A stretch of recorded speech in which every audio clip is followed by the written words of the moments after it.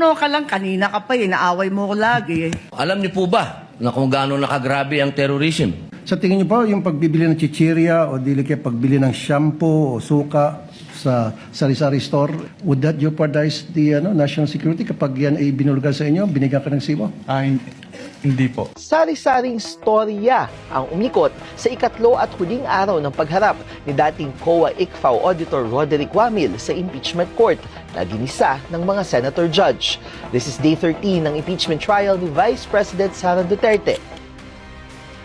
Saan ni Senator Judge Bam Aquino sa kanya ang proseso ng COA mula sa pagbibigay ng Audit Observation Memorandum hanggang sa referral nito sa Ombudsman kung hindi ma-account ang pera. Bagay na kinomenta ni Senator Judge Kiko Pangilinan. Pero sabi ni Wamil, hindi na niya alam kung ni-refer pa sa Ombudsman ang mga transaksyon ng OVP dahil nilipat na siya ng tanggapan. Inamin ni Wamil na sa ilalim lang ni VP Sara Duterte siya unang beses nakakita ng confidential expenses na niliquidate gamit lang ang acknowledgement receipts at ganoon pang karaming resibo.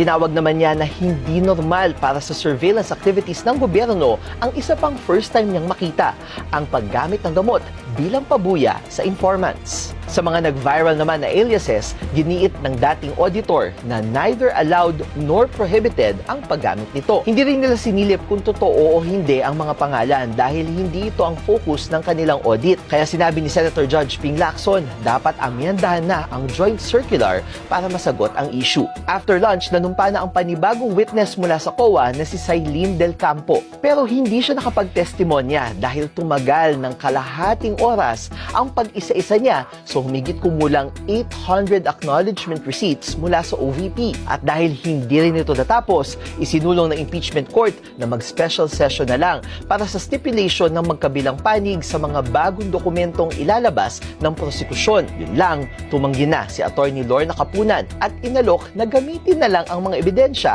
na hawak ng defense. Thursday, Friday, manonood pa ako ng Odyssey.